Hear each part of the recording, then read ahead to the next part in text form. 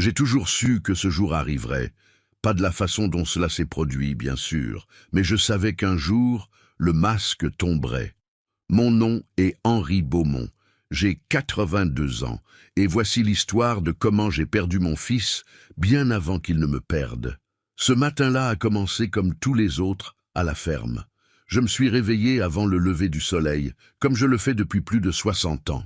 Les premières lueurs de l'aube teintaient à peine le ciel de Provence de rose pâle, lorsque j'ai enfilé mes vieilles bottes de travail, celles que Marie, ma défunte femme, me suppliait de remplacer depuis des années. Mais ces bottes et moi, nous avions une histoire ensemble. Elles avaient foulé chaque centimètre de cette terre, parcouru chaque rang de lavande, chaque verger d'olivier. Je suis sorti de la maison en pierre que j'avais construite de mes propres mains en 1968, juste après mon mariage. L'air était frais, presque froid, avec cette odeur particulière de romarin et de thym sauvage qui caractérise la campagne provençale au petit matin. Mes jambes n'ont plus la même fermeté qu'avant et ma colonne vertébrale proteste à chaque mouvement, surtout le matin quand l'humidité s'installe dans mes vieux os. Mais je peux encore accomplir l'essentiel. Je me suis dirigé vers l'étable pour vérifier les animaux. Nous n'avions plus le grand troupeau d'autrefois, juste quelques chèvres pour le fromage, des poules pour les œufs, et 2 vieux chevaux qui, comme moi, profitaient de leur retraite bien méritée. La ferme Beaumont avait été autrefois prospère, avec des hectares de vignes, des champs de lavande à perte de vue, et des vergers qui produisaient les meilleures olives de la région. Mon grand-père avait acheté ces terres en 1920, après la Grande Guerre. Il n'avait presque rien à l'époque, juste ses mains et sa volonté. Il avait défriché, planté, construit pierre par pierre. Mon père avait continué son œuvre, agrandissant la propriété, modernisant certaines installations, et moi j'avais repris le flambeau à 22 ans, quand mon père était tombé malade. Je me rappelle encore ce jour de 1965 où il m'avait appelé dans son bureau, déjà affaibli par la maladie qui allait l'emporter. « Henri », m'avait-il dit de sa voix devenue faible, « cette terre, c'est notre sang, notre sueur, notre vie. Promets-moi que tu la garderas, que tu la feras prospérer, que tu la transmettras à ton fils comme je te la transmets. » J'avais promis. Et pendant presque 60 ans, j'avais tenu cette promesse. J'avais travaillé jusqu'à l'épuisement, économisé chaque centime, investi chaque euro gagné dans l'amélioration de la ferme. Les champs de lavande étaient devenus les plus beaux de la région. Notre huile essentielle était reconnue et recherchée. Les oliviers produisaient une huile d'olive primée dans des concours régionaux. Les vignes donnaient un vin honnête que les gens du village appréciaient. Michel Rousseau, mon aide fermier, était déjà là, comme toujours. Cet homme arrivait avant moi tous les jours, et pourtant je me levais avec les coqs. 23 ans qu'il travaillait à mes côtés, 23 ans de fidélité sans faille. Je me souvenais du jour où il était arrivé, en 2002, un jeune homme de 35 ans, qui venait de perdre son emploi dans une usine qui avait fermé. Il ne connaissait rien à l'agriculture, mais il voulait apprendre, il voulait travailler. « Je ne peux pas vous payer beaucoup », lui avais-je dit honnêtement ce jour-là. « Mais je vous apprendrai tout ce que je sais. »« Monsieur Beaumont », m'avait-il répondu avec ce regard déterminé, « je ne cherche pas la richesse. Je cherche un travail honnête et une vie digne. » Et il avait tenu parole. 23 ans plus tard, Michel connaissait cette terre aussi bien que moi. Il savait quand il fallait arroser, quand il fallait tailler, quand il fallait récolter. Il connaissait chaque arbre par son nom, chaque parcelle par ses caractéristiques. C'était devenu bien plus qu'un employé. C'était devenu mon ami, mon confident, le fils que j'aurais voulu avoir. « Bonjour, monsieur Henri », m'a-t-il salué avec ce sourire sincère qui n'avait jamais changé en plus de 2 décennies. J'ai déjà donné à manger aux bêtes. Vous auriez dû dormir un peu plus. Aujourd'hui, c'est jour de fête. Fête, la réunion familiale annuelle. Une tradition que j'avais moi-même instaurée quand mon fils Thomas était petit, en 1985. À cette époque, nous nous réunissions sous le grand platane centenaire. Nous faisions griller des merguez et des côtelettes d'agneau sur le vieux barbecue en pierre que j'avais construit. Les enfants couraient dans la cour et tout le monde riait. L'odeur du barbecue se mélangeait à celle de la lavande et Marie préparait sa fameuse ratatouille que tout le monde adorait, avec les légumes de notre potager. Je me souvenais de Thomas à 5 ans, courant pieds nus dans l'herbe, attrapant des papillons, riant aux éclats. Je me souvenais de Marie, belle et pleine de vie, sa robe d'été flottant au vent, préparant les tables avec soin. Elle mettait toujours des bouquets de lavande fraîche comme décoration, et l'odeur embaumait toute la terrasse. Les souvenirs les plus précieux se font en famille, Henri, me disait-elle souvent. Ces moments simples, c'est ça qui compte vraiment. C'était simple, authentique, rempli d'amour. Mais les temps avaient changé. Thomas avait grandi, était parti faire ses études à Paris, à Sciences Po d'abord, puis en droit. Il s'était marié avec Sophie, une Parisienne d'une famille aisée. Ils avaient eu des enfants, Lucas et Chloé. Et petit à petit, ces réunions simples s'étaient transformées en événements pleins de formalités et de tensions. « C'est vrai, Michel, ai-je répondu, en lui tapotant l'épaule. Mais tu sais que je ne peux pas rester sans rien faire. D'ailleurs, tu seras là cet après-midi, j'aimerais que tu rencontres ma famille. » Il a semblé gêné, essuyant ses mains sur son pantalon de travail. « Ah, monsieur Henri, une fête de famille, c'est une affaire privée. Je ne veux pas déranger. » « Déranger ? Mais pas du tout, mon ami. Tu fais partie d'ici autant que moi. Tu as travaillé sur cette terre pendant 23 ans. Tu mérites d'être là. Viens vers 16 heures. C'est d'accord ?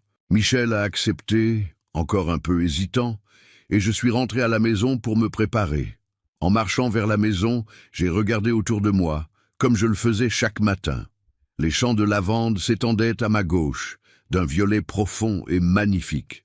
Les oliviers centenaires se dressaient à ma droite, leurs troncs tordus et noueux, témoins de tant d'années. Au loin, je pouvais voir les vignes en terrasse que mon père avait plantées. Chaque pierre de cette terre racontait une histoire. La petite grange que j'avais restaurée en 1975, la clôture que j'avais réparée après la grande tempête de 1999, le puits que j'avais creusé à la main en 1970, pendant un été de sécheresse terrible.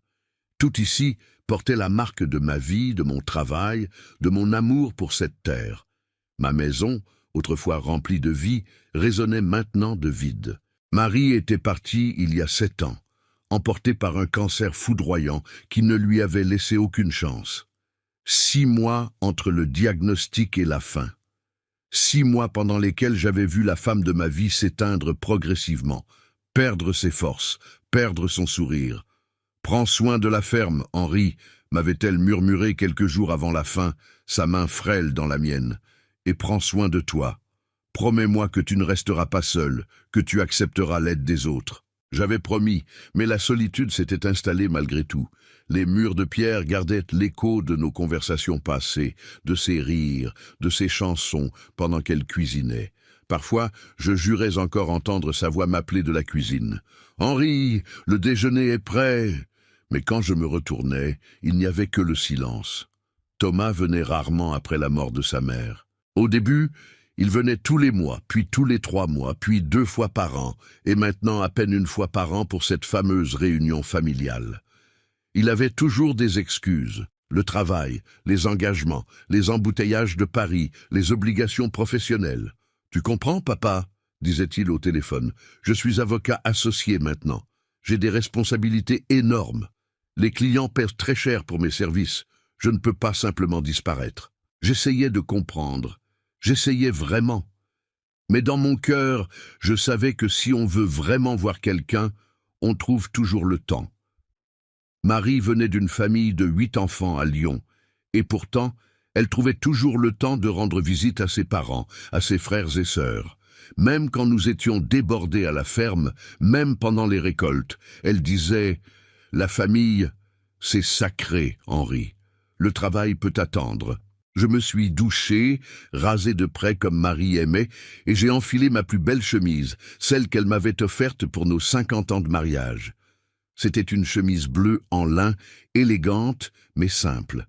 « Tu es si beau dedans », m'avait-elle dit ce jour-là, ses yeux brillants de larmes de joie. « Mon bel Henri !»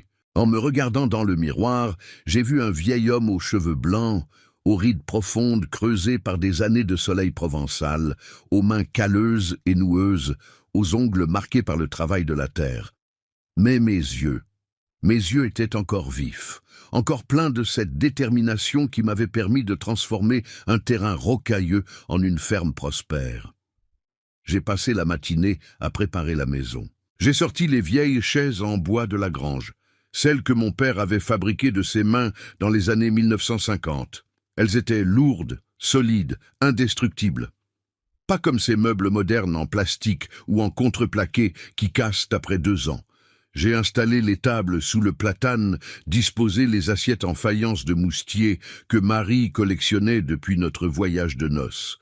Chaque assiette avait une histoire. Celle avec les fleurs bleues, nous l'avions achetée lors de notre 10e anniversaire. Celle avec le motif de lavande, Marie l'avait trouvée dans une brocante à Avignon. Celle avec les olives, c'était un cadeau de ma sœur Marguerite pour notre 25e anniversaire de mariage. J'ai disposé les couverts, les verres, les serviettes en tissu que Marie avait brodées elle-même. Tout devait être parfait comme elle l'aurait voulu. J'ai cueilli des bouquets de lavande fraîche et les ai placés au centre de chaque table.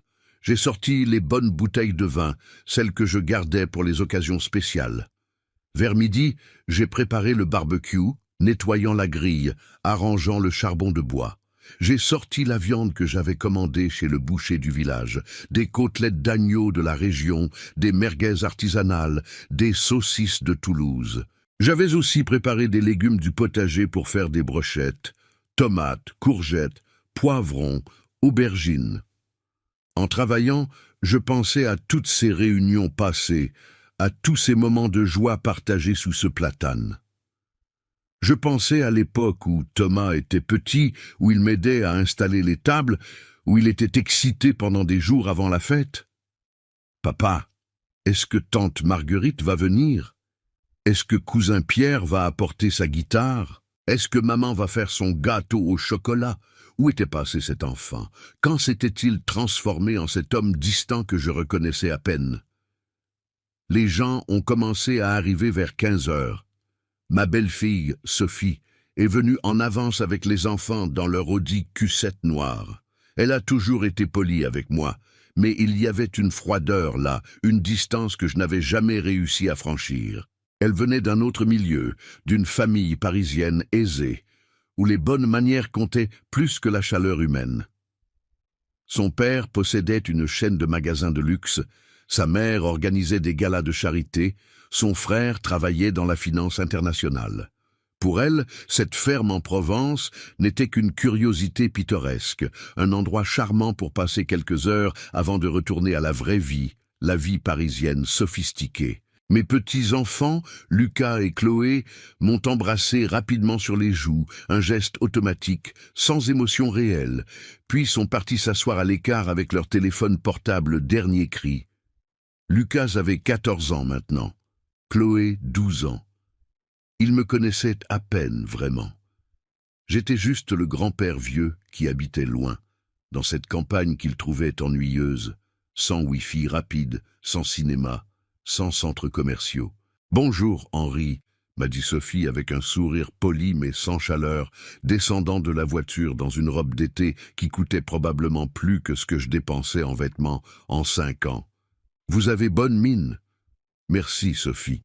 Et toi, comment vas-tu? Le voyage n'était pas trop long. »« Très bien, merci.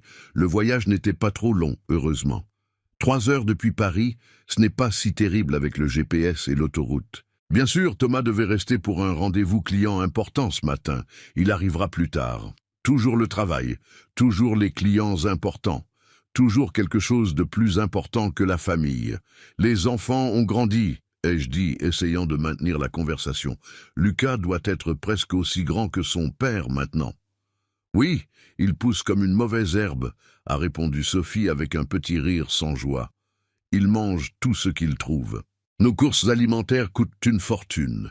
J'ai regardé Lucas affalé sur une chaise, les yeux rivés sur son téléphone, les écouteurs dans les oreilles. Quand j'avais son âge, je travaillais déjà au champ avec mon père. J'apprenais à conduire le tracteur, à tailler les vignes, à respecter la terre. J'avais des responsabilités, des corvées, mais aussi une compréhension profonde du monde, de d'où venait la nourriture, du travail nécessaire pour faire pousser les choses. Il pourrait peut-être m'aider un peu avec le barbecue tout à l'heure, ai-je suggéré doucement. Ça lui ferait du bien de bouger un peu. Sophie a eu l'air gênée. Oh, vous savez, Henri, Lucas n'est pas très manuel. Il est plutôt intellectuel. Il excelle en mathématiques et en sciences. Son professeur dit qu'il pourrait entrer à Polytechnique. Intellectuel, pas manuel. Comme si l'un excluait l'autre. Comme si travailler de ses mains était indigne d'une personne intelligente. D'autres membres de la famille sont arrivés progressivement.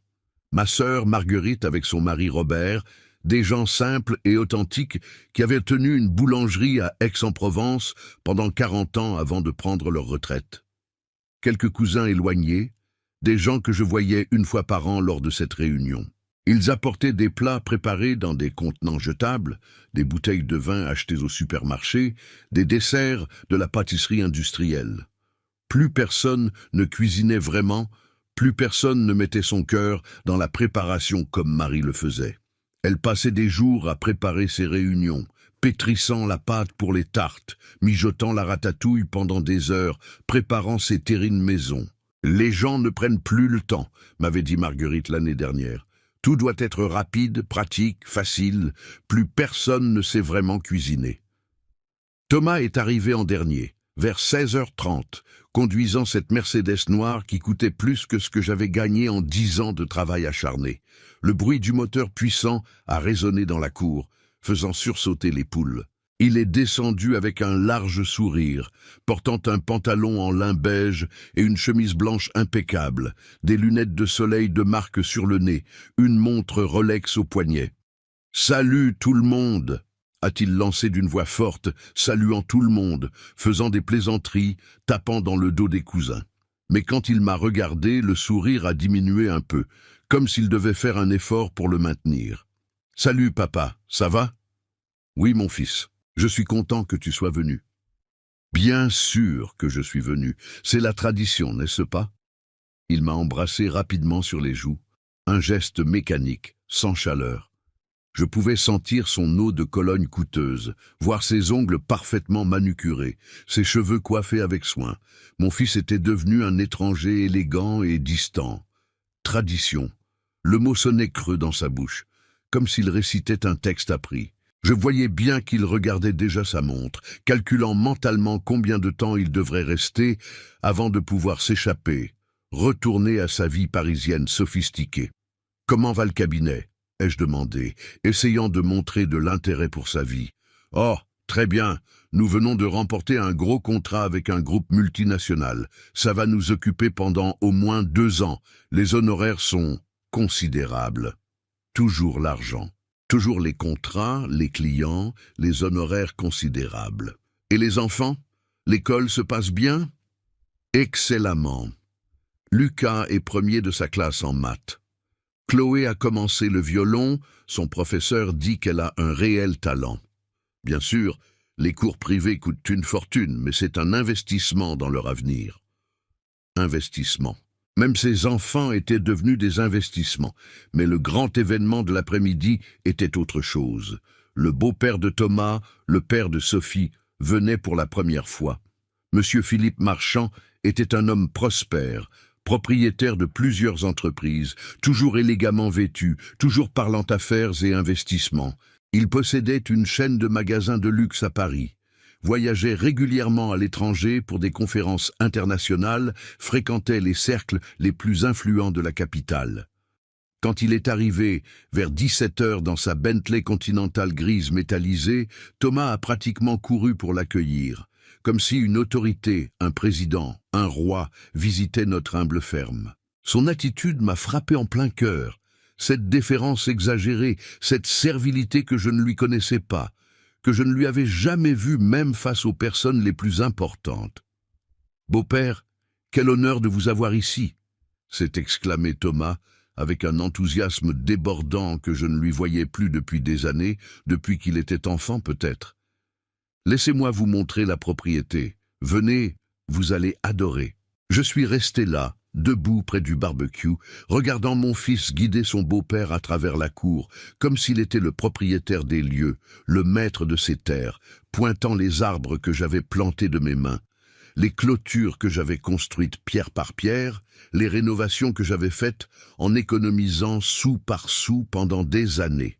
« Ce platane a plus de 200 ans, expliquait Thomas avec fierté, comme s'il connaissait l'histoire de cet arbre. Et les champs de lavande là-bas produisent une huile exceptionnelle reconnue dans toute la région.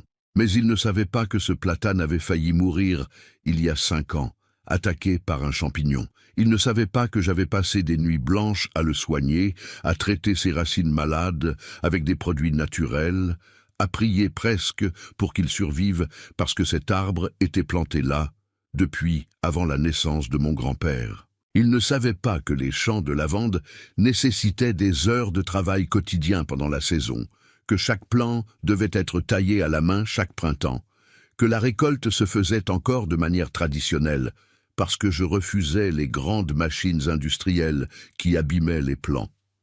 Les vignes en terrasse là-bas produisent un excellent vin rosé, continuait Thomas, montrant les parcelles que mon père avait plantées dans les années 1950. C'est vraiment un endroit magnifique, n'est-ce pas? Philippe Marchand hochait la tête poliment, commentant occasionnellement « très charmant ». Quelle vue, comme c'est authentique. Mais je pouvais voir dans ses yeux qu'il considérait tout cela comme pittoresque mais dépassé. Charmant mais sans valeur réelle, un vestige d'un monde ancien qui n'existait plus vraiment. Pour lui, la vraie valeur se mesurait en euros, en parts de marché, en rendement financier, en opportunités d'investissement. Il regardait probablement ces terres en calculant combien elles pourraient valoir si on les vendait à un promoteur immobilier, combien de villas de luxe on pourrait construire à la place des champs de lavande. Si vous êtes arrivé jusqu'ici, c'est que cette histoire vous touche. Alors n'oubliez pas de vous abonner à Les Conseils de Papy, de cliquer sur j'aime et d'écrire dans les commentaires d'où vous regardez cette vidéo. Ça me fait toujours plaisir de savoir où sont mes auditeurs. L'après-midi, c'est poursuivi. Nous avons mangé les grillades, les salades, le pain frais que Marguerite avait apporté de la boulangerie. Nous avons conversé, ou plutôt, eux ont conversé, et moi j'écoutais surtout, comme un spectateur à ma propre fête de famille. Les discussions tournaient autour de sujets que je ne comprenais pas vraiment. Placements financiers dans des fonds d'investissement obscurs, voyages à Dubaï et aux Maldives dans des hôtels à 1000 € la nuit, écoles privées internationales hors de prix pour les enfants.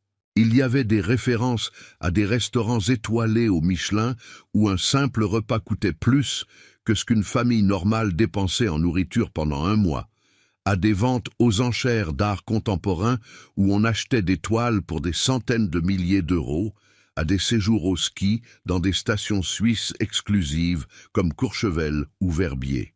« Nous pensons emmener les enfants à Bali cet été », disait Sophie. « Il y a un resort magnifique là-bas, très écologique, bien sûr, avec des villas privées sur la plage. C'est important que les enfants découvrent d'autres cultures. » « Excellent choix », approuvait Philippe Marchand. « Nous y sommes allés l'année dernière. Le service est impeccable. Assurez-vous de réserver le spa, les massages balinais sont divins. » J'essayais de participer, de partager mes propres histoires sur la ferme, sur les saisons, sur les traditions locales, sur la beauté simple de voir pousser ce qu'on a planté. Mais c'était comme si je parlais une autre langue, comme si je venais d'une autre planète. « Papa !» m'interrompait Thomas, avec ce ton condescendant qui me faisait mal, ce ton qu'on utilise pour parler à un enfant ou à une personne sénile. C'est très intéressant tout ça, vraiment. Mais tu sais, les temps changent. L'agriculture aujourd'hui, c'est une autre affaire. C'est devenu très technologique, très scientifique. Ce n'est plus comme à ton époque. Il ne comprenait pas. Il ne comprenait pas que je ne parlais pas seulement d'agriculture, de technique ou de rendement. Je parlais de vie, de connexion avec la terre, de cette satisfaction profonde qui vient du fait de créer quelque chose de ses propres mains, de voir pousser ce qu'on a planté avec amour, de nourrir les autres avec le fruit de son travail. Je parlais de se réveiller le matin et de savoir exactement quel était son rôle dans le monde, quelle était sa place. Je parlais de cette fierté humble mais réelle, de savoir qu'on contribuait à quelque chose de plus grand que soi, qu'on nourrissait les gens, qu'on préservait un savoir-faire ancestral, qu'on maintenait vivante une tradition. Marguerite, ma sœur, a essayé de détourner la conversation vers des souvenirs d'enfance, vers l'époque où nous étions jeunes, où la vie était plus simple, mais peut-être plus vraie. « Tu te souviens, Henri, a-t-elle dit avec nostalgie, quand papa nous emmenait vendanger ? On se levait à l'aube, il y avait toute la famille, les voisins, tout le village. On chantait en coupant les grappes. Et le soir, papa sortait son accordéon et on dansait tous ensemble. Oui, ai-je répondu, souriant malgré moi à ces souvenirs. C'était une autre époque. Les gens prenaient le temps de vivre, de profiter des choses simples. Mais même ces souvenirs semblaient ennuyer Thomas et Sophie, qui échangèrent des regards complices, des petits sourires entendus. Je pouvais presque lire dans leurs pensées que c'est provincial, que c'est démodé, que c'est charmant dans son genre, mais tellement arriéré. Lucas et Chloé n'écoutaient même pas, complètement absorbés par leurs écrans. Leur monde virtuel, infiniment plus intéressant que les histoires d'un vieil homme sur un passé qu'il ne connaîtrait jamais, qu'il ne comprendrait jamais.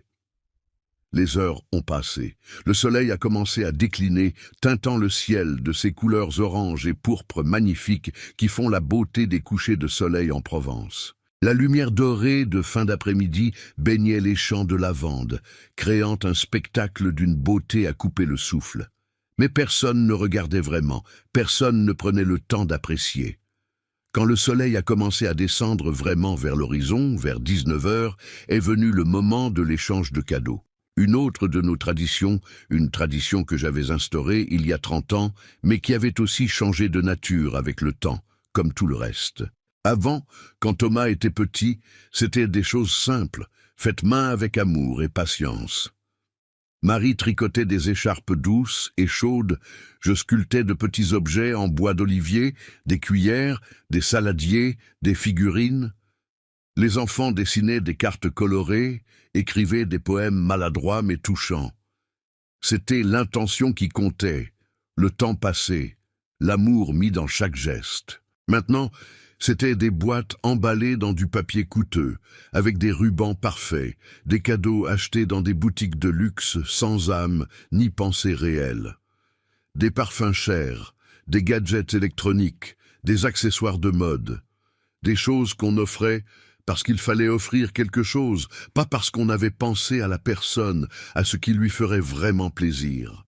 Thomas s'est levé, tenant une grande boîte élégamment emballée dans un papier doré avec un ruban de soie bordeaux. Il souriait, mais il y avait quelque chose de différent dans ce sourire, quelque chose de cruel, de calculé que je n'arrivais pas à identifier clairement. C'était un sourire de satisfaction anticipée, comme celui d'un enfant méchant qui s'apprête à jouer un mauvais tour, à humilier quelqu'un. « Bon, tout le monde !» a-t-il annoncé d'une voix forte théâtrale, s'assurant que tout le monde l'écoutait. « C'est l'heure des cadeaux, et je veux commencer parce que ce cadeau ici est vraiment spécial. J'ai beaucoup réfléchi à qui méritait de le recevoir. » Il a marché autour de la terrasse, en tenant la boîte comme un trophée, créant un suspense théâtral, jouissant de l'attention de tous. Pendant un bref instant, mon cœur a battu un peu plus vite, comme celui d'un enfant plein d'espoir qui croit encore au Père Noël. Peut-être que ce cadeau était pour moi. Peut-être que Thomas avait finalement trouvé un moyen de me montrer qu'il tenait encore à moi, qu'il reconnaissait tout ce que j'avais fait pour lui, tous les sacrifices, tout l'amour que je lui avais donné. Peut-être qu'il voulait me dire merci, me dire qu'il était fier d'être mon fils. Il s'est arrêté devant moi, nos regards se sont croisés. J'ai vu quelque chose briller dans ses yeux, quelque chose que je n'ai compris que trop tard. C'était de la malice, de la cruauté à peine dissimulée. Et puis, il a dit, assez fort pour que tout le monde entende clairement. Ce cadeau est pour un vrai homme, quelqu'un qui a de la vraie valeur pour moi. quelqu'un qui compte vraiment. J'ai commencé à esquisser un sourire. Mon cœur battait dans ma poitrine. Mes mains tremblaient légèrement. Et puis, comme au ralenti, il s'est tourné sur le côté et a tendu la boîte à Philippe Marchand, qui était assis 2 chaises plus loin. « Pour vous, beau-père. Un homme que j'admire vraiment, profondément. » Le silence qui est tombé sur cette terrasse était assourdissant, pesant, suffocant. On aurait pu entendre une mouche voler, on aurait pu entendre une feuille tomber. Le temps semblait s'être arrêté. Tout le monde me regardait, figé dans l'inconfort. Certains avec pitié, cette pitié gênante qu'on a pour quelqu'un qui vient d'être humilié publiquement. D'autres avec embarras, ne sachant où regarder, souhaitant être n'importe où sauf là. Marguerite a porté sa main à sa bouche, choquée, les larmes aux yeux. Sophie regardait ailleurs, incapable de soutenir mon regard, ses joues rouges de honte. Les enfants ne comprenaient pas vraiment ce qui se passait, mais sentaient la tension terrible, l'électricité dans l'air. Mais le pire absolu restait à venir. Thomas s'est tourné vers moi avec ce sourire tordu, ce rictus de satisfaction cruelle, et a dit, à voix basse mais pas assez pour que les autres n'entendent pas, juste assez fort pour que chaque mot soit parfaitement audible, « Tu as cru que c'était pour toi, hein, imbécile ?» Imbécile. Le mot a résonné dans ma tête comme une cloche, comme une gifle qui ne s'arrête jamais. Mon fils, mon unique enfant, le garçon que j'avais porté sur mes épaules, que j'avais bercé quand il pleurait, que j'avais consolé lors de ses chagrins d'enfant, venait de me traiter d'imbécile, devant toute la famille, devant mes petits-enfants qui me regardaient avec des yeux ronds, dans la maison que j'avais construite brique par brique, sur la terre que j'avais travaillée pendant 60 ans jusqu'à l'épuisement. Le mot est resté suspendu dans l'air comme une gifle, comme un crachat au visage, comme un couteau planté en plein cœur. Je n'ai pas réagi. Je n'ai pas crié, je n'ai pas pleuré, je n'ai pas fait de scandale. Une partie de moi voulait se lever, crier, le gifler peut-être, lui demander comment il osait. Mais je suis resté assis, immobile. J'ai juste souri. Un sourire fatigué, triste, résigné, de quelqu'un qui vient de comprendre beaucoup de choses d'un seul coup. C'était comme si un voile se déchirait enfin, révélant une vérité que j'avais refusé de voir pendant des années, peut-être même des décennies. Mon fils ne m'aimait pas. Peut-être qu'il ne m'avait jamais vraiment aimé. Ou peut-être qu'il m'avait aimé autrefois, mais que cet amour était mort, étouffé par l'ambition, par l'argent, par cette vie parisienne qui l'avait transformé en quelqu'un d'autre. Sophie a essayé de dissiper le malaise, de sauver les apparences. « Hein, Thomas, ne parle pas comme ça à ton père », a-t-elle dit. Mais il n'y avait aucune force dans sa voix, aucune conviction. C'était une protestation de forme, rien de plus, les mots qu'on prononce parce qu'il faut dire quelque chose. Elle ne le contredisait pas vraiment, ne me défendait pas vraiment, ne se levait pas pour partir avec indignation. Philippe Marchand a accepté le cadeau avec une gêne visible, visiblement mal à l'aise, murmurant un merci à peine audible.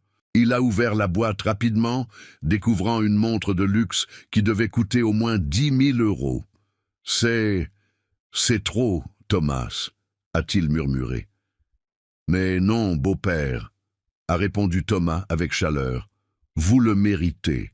Vous êtes un modèle pour moi, un vrai self-made man. » Les autres faisaient semblant de regarder leur téléphone, de regarder le ciel, les champs de lavande, n'importe quoi pour ne pas affronter cette situation horrible, pour ne pas avoir à reconnaître ce qui venait de se passer. Certains cousins ont commencé à parler entre eux à voix basse, créant un bourdonnement de conversation artificielle. Marguerite pleurait silencieusement dans son coin, son mari Robert lui tenant la main, lui murmurant des mots de réconfort. Michel, qui avait assisté à toute la scène depuis l'angle de la terrasse où il s'était discrètement installé après mon insistance, était pâle comme un mort, ses mains agrippant le bord de sa chaise. Thomas s'est rassis, satisfait de lui-même, comme s'il venait de faire une excellente plaisanterie, comme s'il venait de marquer un point important dans un jeu que lui seul comprenait. Il a même ri, un rire bref et dur qui m'a transpercé le cœur comme une lame rouillée. L'échange de cadeaux a continué dans une atmosphère tendue, glaciale. Les gens passaient leurs boîtes mécaniquement, prononcèrent de belles paroles creuses, mais tout sonnait faux maintenant. Tout était contaminé par ce qui venait de se passer. J'entendais à peine, ma tête était ailleurs, très loin.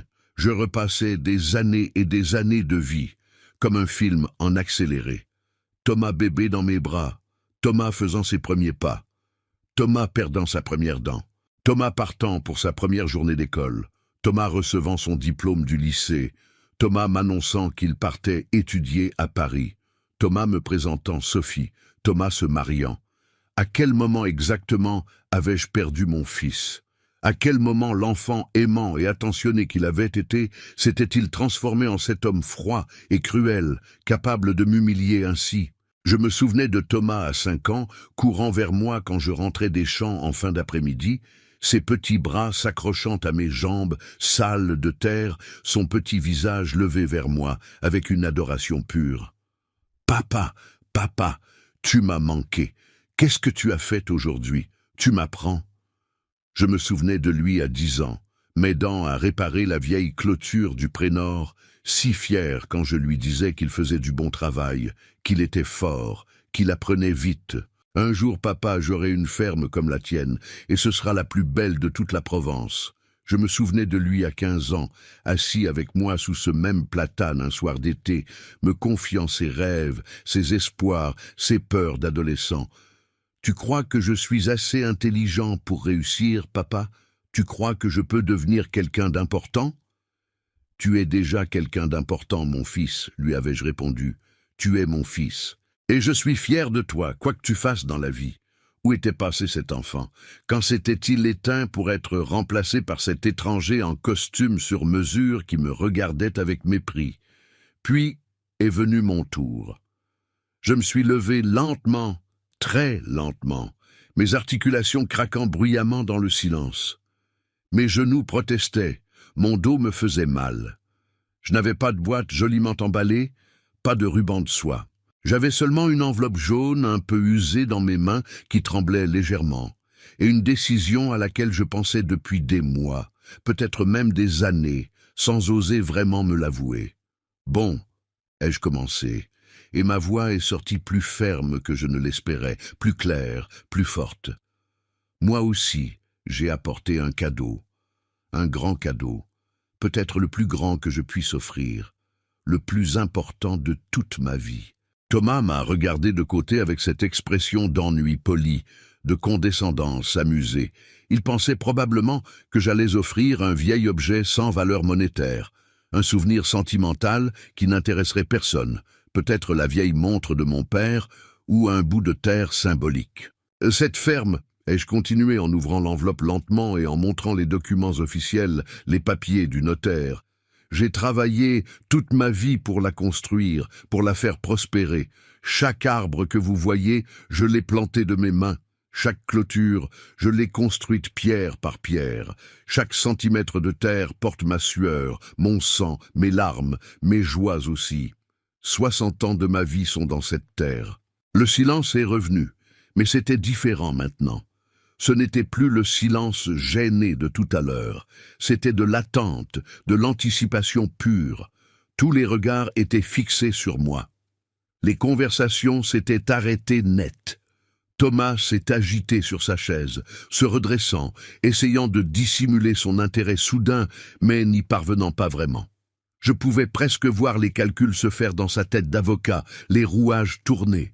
Cette ferme valait une fortune, peut-être 1 million d'euros ou plus, avec tous ces hectares de terre en Provence, les bâtiments, la maison en pierre, le potentiel de développement immobilier. Sophie l'a regardé du coin de l'œil, un petit sourire commençant à se former sur ses lèvres. Même Philippe Marchand semblait prêter attention maintenant, son regard d'homme d'affaires évaluant déjà les possibilités. Mais je vieillis, ai-je continué, ma voix restant ferme. Je vieillis et je ne peux plus m'occuper de tout seul. Mes forces diminuent. Mon corps me lâche petit à petit. Alors j'ai décidé, après mûre réflexion, après avoir consulté un notaire et des avocats, que j'allais donner cette ferme, faire une donation de mon vivant. La tension était totale maintenant. On aurait pu entendre une aiguille tomber sur le sol de pierre. Cette ferme que je vais donner en cadeau. J'ai fait une pause. Pas pour le drame, mais parce que j'avais besoin d'être absolument sûr, de regarder une dernière fois le visage de mon fils, de lui donner une dernière chance peut-être. J'ai regardé Thomas, qui me fixait maintenant avec des yeux écarquillés, son masque de nonchalance tombé complètement. Il se penchait en avant, calculant probablement déjà la valeur de ses terres, imaginant comment il allait tout vendre à un promoteur, transformer ça en argent sonnant et trébuchant, en capital pour ses investissements parisiens. Peut-être acheter un appartement plus grand dans le 16e arrondissement. Puis je me suis tourné lentement et j'ai regardé Michel Rousseau, qui se tenait discrètement dans un coin de la terrasse, à moitié caché derrière un pilier, ne se sentant pas vraiment partie prenante de tout ça, gêné d'être là, témoin de ce drame familial. Cette ferme va à Michel Rousseau. Pendant 1, 2, 3 secondes, personne n'a réagi. C'était comme si le cerveau de tout le monde avait besoin de traiter ce que je venais de dire, comme si les mots ne faisaient pas de sens, ne pouvaient pas faire de sens. Les mots flottaient dans l'air, incompréhensibles. C'était impossible, ça ne se faisait pas. Un fermier ne donne pas sa terre, son héritage familial, à son employé. « Quoi ?» Thomas a été le premier à exploser, se levant brusquement de sa chaise qui a basculé en arrière et est tombé avec fracas sur les pierres. « Tu plaisantes, n'est-ce pas, papa? C'est une blague ?» « Non, mon fils, la ferme sera à Michel. Tout est là dans les papiers, déjà signé par moi et par Michel, déjà enregistré chez Maître Dubois, le notaire d'Aix-en-Provence. C'est légal, officiel, irrévocable. Il a été plus un fils pour moi ces 20 dernières années que tu ne l'as jamais été. » Le visage de Thomas est devenu rouge comme une tomate, puis blanc comme un linge, puis rouge à nouveau. Une veine pulsait sur sa tempe, visible même de loin. Ses mains tremblaient de rage, ses poings se serrant et se desserrant. « Tu ne peux pas faire ça. Cette ferme me revient de droit. Je suis ton fils, ton seul enfant, ton héritier légitime. »« Fils !» J'ai répété, et malgré moi ma voix a tremblé un peu, chargée de toutes les émotions que j'avais retenues pendant des années. Un fils, ça vient voir son père. Un fils, ça aide quand son père vieillit. Un fils, ça montre du respect, de l'amour. Un fils ne traite pas son père d'imbécile devant toute la famille, devant ses propres enfants. Je plaisantais, bon sang. Tu ne supportes plus aucune plaisanterie. Tu es devenu trop sensible. C'était de l'humour. Une plaisanterie, Thomas, ai-je dit calmement. C'est quand les deux rient, quand tout le monde s'amuse. Je n'ai pas ri. Personne ici n'a ri. Regarde autour de toi. Tu vois quelqu'un qui rit, qui trouve ça drôle. C'était vrai. Tout le monde avait l'air mal à l'aise, choqué même, horrifié par ce qui se passait. Marguerite pleurait ouvertement maintenant, de grosses larmes coulant sur ses joues ridées. Robert avait l'air furieux, comme s'il voulait dire quelque chose à Thomas, mais se retenait. Les cousins étaient figés, bouche bée. Même les enfants avaient rangé leur téléphone et regardèrent la scène, effrayés. Michel était livide, complètement dépassé, ne sachant que faire de ses mains, ne sachant où regarder. « Monsieur Henri, s'il vous plaît, » a-t-il dit d'une voix étranglée, « je ne peux pas accepter ça, je ne peux pas, c'est trop, c'est votre famille, c'est... » « Tu peux, Michel, l'ai-je interrompu fermement. Tu le mérites amplement. Tu t'es occupé de cette terre comme si c'était la tienne, avec respect et amour. Tu t'es occupé de moi quand j'ai eu une pneumonie il y a 4 ans, quand personne d'autre n'était là, quand mon propre fils était trop occupé à Paris pour même téléphoner. » Thomas a commencé à m'interrompre, mais je l'ai arrêté d'un geste. « C'est toi, Michel, qui m'as conduit à l'hôpital à 3 heures du matin quand je suis tombé du toit en réparant les tuiles et que je me suis cassé 3 côtes. C'est toi qui es resté à mon chevet pendant 3 jours. C'est toi qui as ramené les courses quand je ne pouvais pas conduire. C'est toi qui as toujours demandé si j'allais bien, si j'avais besoin de quelque chose, si je mangeais correctement. Tu as été le fils dont j'avais besoin, le fils que je méritais. » Les mots sortaient maintenant. Des années de ressentiment, de déception, de tristesse accumulée. Thomas était hors de lui, sa respiration rapide, saccadée, presque paniquée. « Tu es sénile, complètement sénile. Je vais aller en justice immédiatement, dès lundi matin. Je vais prouver que tu n'as plus toute ta tête, que tu n'es plus capable de prendre des décisions. Je vais faire annuler cette donation scandaleuse. »« Tu peux essayer, » ai-je dit avec un calme que je ne pensais pas posséder. J'ai passé un examen complet de santé mentale le mois dernier chez le docteur Renaud à Marseille. Un examen approfondi avec des tests cognitifs, des évaluations psychologiques. Tout est annexé au document. Je suis parfaitement sain d'esprit, je sais très bien ce que je fais. J'ai aussi consulté 3 avocats différents pour m'assurer que tout était parfaitement légal, inattaquable. Sophie a tiré Thomas par le bras avec force. « Allons-nous-en. Viens, maintenant, tout de suite. »« Non !» a hurlé Thomas, se dégageant violemment. « Je ne vais pas partir d'ici avant que... » Il cherchait ses mots, la rage le rendant presque incohérent. « Avant quoi, Thomas ?» Je l'ai interrompu, ma voix toujours calme. « Avant de me frapper ? Avant de m'insulter encore plus ? Avant de me traîner dans la boue devant tout le monde ? Pas besoin. Tu as déjà clairement montré ce que tu penses de moi, quelle valeur j'ai à tes yeux. Maintenant, j'ai aussi clairement montré ce que je pense de toi, quelle valeur tu as à mes yeux. » Il m'a regardé avec une haine pure, viscérale, absolue. Ce n'était plus mon fils qui se tenait là devant moi, tremblant de rage. C'était un étranger, un homme que je ne reconnaissais pas, que je n'avais peut-être jamais vraiment connu. Ou peut-être avait-il toujours été cet étranger, et je n'avais pas voulu le voir, m'accrochant désespérément à l'image de l'enfant qu'il avait été, refusant de reconnaître l'homme qu'il était devenu. « Tu vas le regretter », a-t-il sifflé entre ses dents serrées, sa voix basse et menaçante. « Je te jure sur tout ce qui m'est cher que tu vas le regretter amèrement, vieux fou.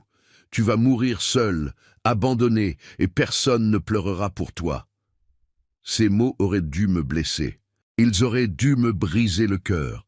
Mais étrangement, ils m'ont laissé froid, indifférent. « Je regrette déjà beaucoup de choses, Thomas, » ai-je répondu doucement. « Je regrette de ne pas avoir vu plus tôt qui tu étais vraiment. Je regrette d'avoir espéré pendant si longtemps que tu changerais, que tu redeviendrais l'enfant aimant que tu étais.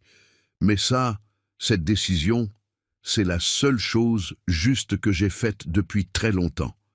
La seule dont je sois vraiment fier. » Thomas est parti en trombe, renversant sa chaise au passage, traînant Sophie et les enfants derrière lui comme des bagages.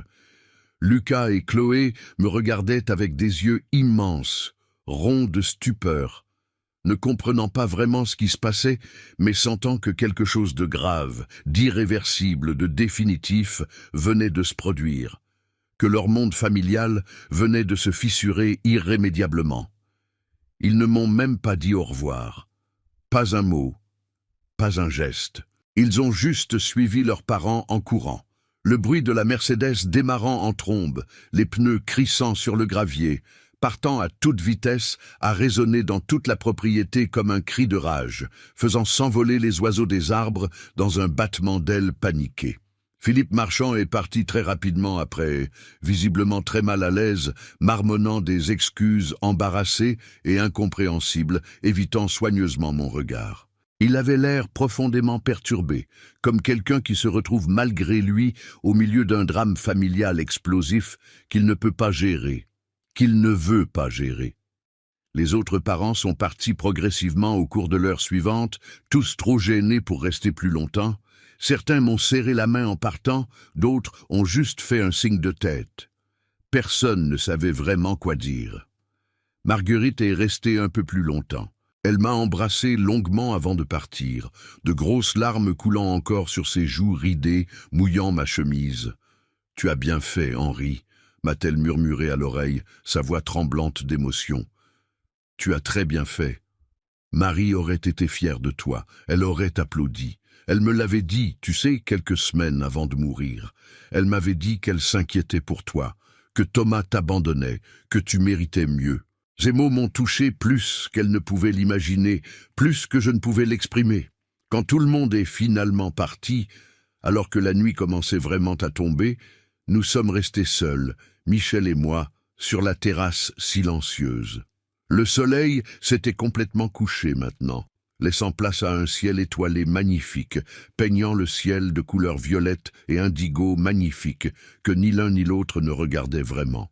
Les assiettes sales étaient encore sur les tables, les verres à moitié pleins, les restes de nourriture, mais nous ne bougions pas, assis là dans le silence, épuisés émotionnellement. « Monsieur Henri », a finalement dit Michel après un long moment, les larmes aux yeux, sa voix cassée par l'émotion. « Vous n'auriez vraiment pas dû faire ça, pas pour moi. Maintenant, vous avez perdu votre famille, votre fils, vos petits-enfants, tout. »« Non, Michel », ai-je répondu calmement en regardant les étoiles qui commençaient à apparaître. « J'ai perdu mon fils il y a longtemps, bien avant aujourd'hui. Peut-être quand il est parti à Paris, peut-être avant même. Aujourd'hui, j'ai juste rendu ça officiel. J'ai juste arrêté de faire semblant. Mais si vous le regrettez plus tard, dans quelques mois, quelques années, quand vous serez vraiment vieux, malade, si vous avez besoin de lui. » J'ai regardé l'horizon maintenant sombre. Cette terre que je connaissais par cœur même dans l'obscurité, chaque colline, chaque arbre, chaque pierre. Je ne regrette qu'une seule chose, Michel, une seule, de ne pas avoir vu plus tôt, beaucoup plus tôt, qui se souciait vraiment de moi, d'avoir perdu tant d'années à espérer quelque chose qui ne viendrait jamais. Si cette histoire vous touche, si elle résonne en vous, n'oubliez pas de vous abonner à Les Conseils de Papy et de cliquer sur « J'aime ». Laissez un commentaire pour me dire ce que vous en pensez et surtout, écrivez-moi d'où vous regardez cette vidéo. Ça me fait toujours énormément plaisir de savoir où sont mes auditeurs, de savoir que ces histoires voyagent partout dans le monde. Cela s'est passé il y a 3 ans maintenant, 3 longues années. Thomas a essayé d'aller en justice comme il l'avait promis avec tant de fureur. Il a engagé un avocat spécialisé, un des meilleurs de Paris, m'a-t-on dit. Mais il n'a rien obtenu, absolument rien. Les documents étaient parfaits, irréprochables, préparés par Maître Dubois qui était notaire depuis 40 ans et connaissait la loi sur le bout des doigts. Ma santé mentale était prouvée par des certificats médicaux détaillés de 2 médecins différents. Tout était parfaitement légal, conforme au Code civil. Le juge a rejeté la contestation en moins d'1 heure d'audience. Thomas a fait appel. L'appel a été rejeté aussi. Il a même envisagé d'aller en cassation, mais ses avocats lui ont dit que c'était sans espoir, qu'il n'y avait aucune base légale pour contester. Il m'a appelé quelquefois au début, dans les semaines qui ont suivi, mais jamais pour s'excuser, jamais pour dire « Papa, je suis désolé, j'ai été horrible, pardonne-moi ». Jamais ça. C'était toujours pour négocier, pour essayer de me convaincre de changer d'avis, pour me proposer des arrangements. « Papa, sois raisonnable », disait-il, sa voix oscillant entre la colère et la manipulation. « Michel ne saura pas quoi faire de cette ferme. Il n'a pas l'éducation nécessaire, les connexions, l'expérience de gestion. Il va la ruiner en quelques années. Laisse-moi la gérer pour toi. Je peux la mettre en location, l'optimiser fiscalement. Je te promets que tu seras bien pris en charge. Je te trouverai une belle maison de retraite, très confortable, très luxueuse. Maison de retraite. » C'était donc ça qu'il voulait pour moi. M'enfermer dans une maison de retraite, me parquer avec d'autres vieux en attendant la mort, pendant qu'ils vendraient ma terre, mon héritage, mon âme. « Thomas », lui répondais-je à chaque fois, « ma décision est prise. Elle est définitive. Irrévocable. Je ne changerai pas d'avis. Et Michel s'occupera très bien de cette ferme, tu verras. Bien mieux que tu ne l'aurais jamais fait. » Les appels ont fini par cesser après quelques mois. Le silence s'est installé. Un silence lourd, définitif, absolu, celui qui marque la fin de quelque chose qu'on ne peut plus réparer, qu'on ne pourra jamais réparer. Aujourd'hui, je vis dans une petite maison que Michel a construite pour moi ici même sur la ferme, à 200 mètres de la grande maison.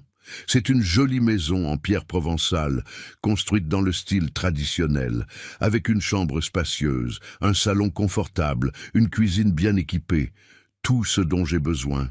Elle donne sur les champs de lavande, et le matin, quand j'ouvre la fenêtre, l'odeur merveilleuse me rappelle toutes ces années de travail, tous ces souvenirs. Marie qui cueillait des bouquets, Thomas, enfant qui courait entre les rangs. Michel s'occupe de la terre comme si c'était un trésor précieux, un héritage sacré, avec un respect et un amour que Thomas n'a jamais eu, n'aurait jamais pu avoir. Il a même agrandi les champs de lavande de 2 hectares, introduit de nouvelles variétés d'oliviers plus résistantes aux maladies, modernisé certaines installations tout en gardant absolument le caractère traditionnel du lieu.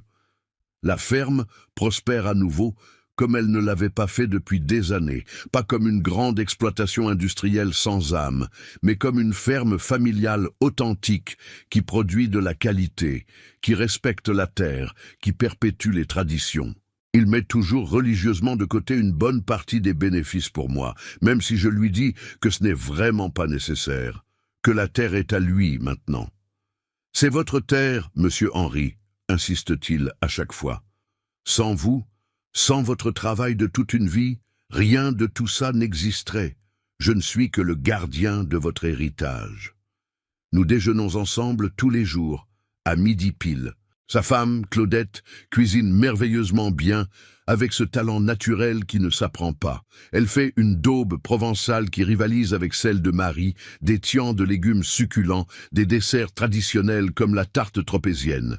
Et ils m'ont adopté comme un membre de leur famille, comme le grand-père que leurs enfants n'avaient jamais eu. Leurs 2 fils, Antoine qui a maintenant 18 ans et Pierre qui en a 15, m'appellent affectueusement Papy Henri. Ils viennent souvent le dimanche après-midi, s'asseoir avec moi sur le banc, sous le platane, m'écouter raconter des histoires sur la ferme, sur l'ancien temps, sur comment c'était avant les tracteurs modernes, avant Internet, avant les téléphones portables. Ils sont fascinés, posent 1000 questions, veulent apprendre les techniques anciennes, comprendre comment on vivait autrefois.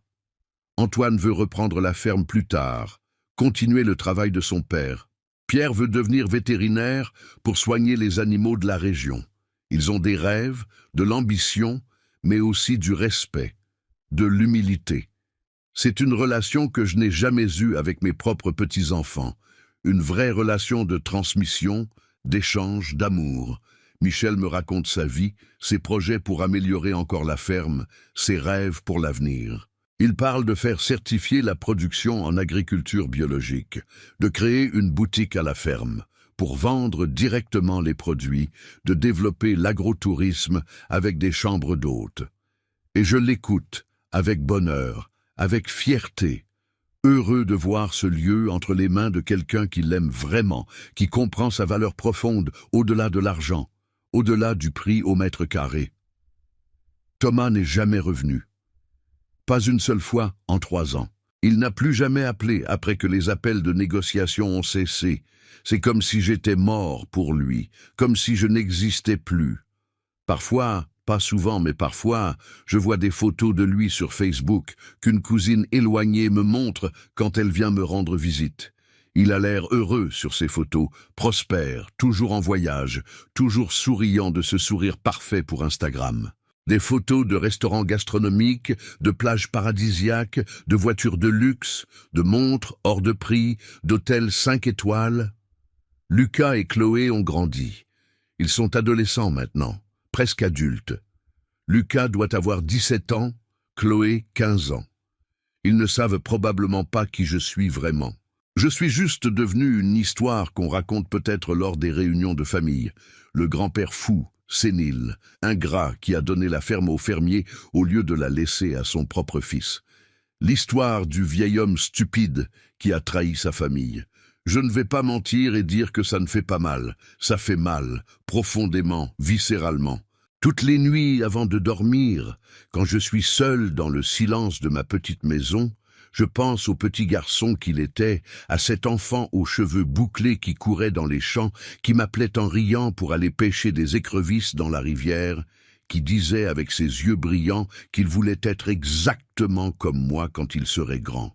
« Papa, quand je serai grand, j'aurai une ferme exactement comme la tienne, » disait-il à 8 ans, assis sur mes genoux, « avec des lavandes et des oliviers et des animaux. Et tu viendras vivre avec moi, et on travaillera ensemble tous les jours, et je prendrai soin de toi quand tu seras vieux. Je te le promets, papa. » je te le promets. Des promesses d'enfant. Des rêves qui se sont évaporés comme la rosée du matin au soleil. Où est passé cet enfant? Qu'est-ce qui l'a transformé si radicalement? Est-ce moi qui ai échoué comme père? Ai-je été trop dur, trop exigeant dans mon éducation, ou au contraire pas assez strict? Aurais-je dû l'empêcher d'aller à Paris, insister pour qu'il reste, qu'il apprenne à aimer cette terre comme je l'aimais? Ces questions me hantent parfois, surtout dans les moments de solitude, quand le silence de la nuit amplifie tous les regrets, toutes les questions sans réponse, tous les « et si ». Et si j'avais fait différemment? Et si j'avais été un meilleur père? Et si j'avais su trouver les bons mots, la bonne approche pour lui faire comprendre ce qui comptait vraiment dans la vie?